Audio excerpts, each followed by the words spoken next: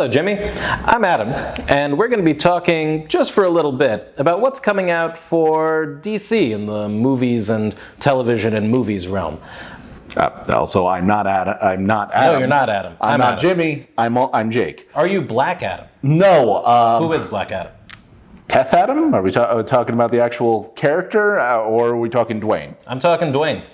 Good old Dwayne "The Rock" Johnson. Yep. Yeah, the new Black Adam has been in production hell for, I want to say, before they even tried setting up an actual like Marvel extended universe and stuff. It's been a journey just to get this movie actually out. And So back in the dark days of the DC movies, when we were getting like Jonah Hex, and Halle honestly, Berry Catwoman. Honestly, close. Post Watchmen. I think it actually. When was Watchmen? I was in high school at the time, so too long ago. Yeah, so it was before 2010. I think it was a little bit before 2010 that it started doing this. So this is a long time for a movie like this. What took them so long? Was it that the world just wasn't ready yet? You know, I think it has a lot to do with them finding the right time to do it, as well as The Rock wanted to be like pivotal in this. Like he signed on very early on, and he's only got so many years left. He's a Rock. He can last pretty long unless erosion happens. Well, I mean, does that not happen to every star's career? But I think that's something where, if you're looking at the whole career path that some folks have, there are some times where it's like, if you don't pull the trigger now, it's never going to happen. Maybe that's what we're looking at for Black Adam. True. Also, the timing might be helped by the fact that we've got all this Shazam stuff going on as well. My understanding is that the movies aren't going to be directly connected, but at the same time, once you open that door, it's not going to stay open forever. Yeah, it's going to be there. Plus, they're two characters that are pivotal to each other. Yeah. So, and plus, like foils to one another. Yeah, I mean, Black Adam has been somewhere between either full-on villain to more just a weird anti-hero monarch, depending on what era of Black Adam we're talking. Although I think he's been in charge of his own kingdom since the comic book series 52.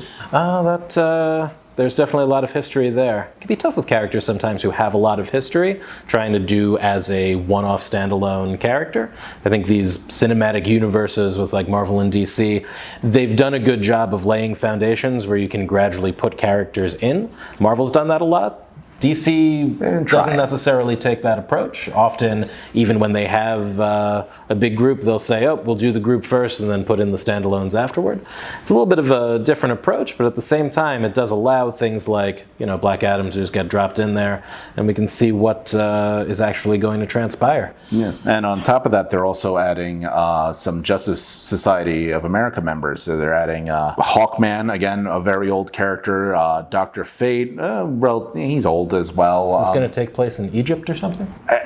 I think that it's going to take place in Black Adam's fictional home world of country of Kondak. Or I think it's Kondak. That's how it's pronounced.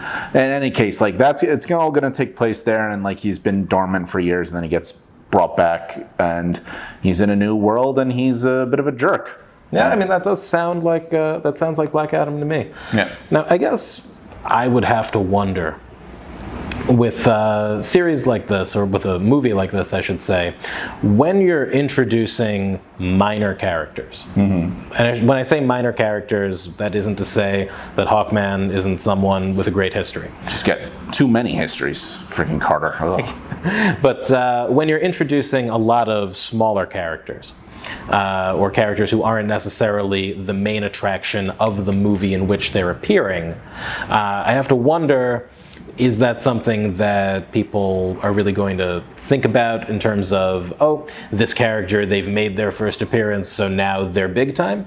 Or is it something where there's kind of a slower burn?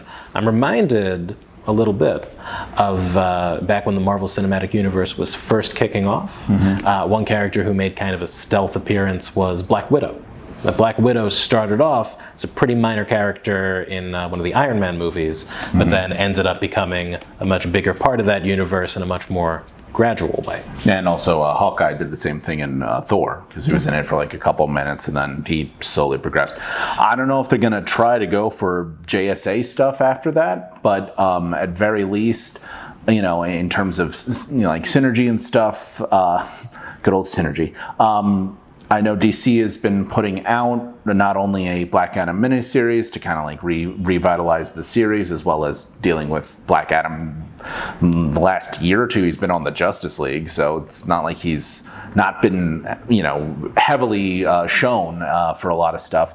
But they've also been doing like little, I think either a comic of a variety that's just showing off the JSA in this model. So, showing off Fate, showing off, I don't know if Stargirl's in it. No, she's not in it. But like showing off a couple of the minor JSAers, plus I think the biggest ones that are trying to throw are Hawkman and Dr. Fate, since they've been around since the very beginning.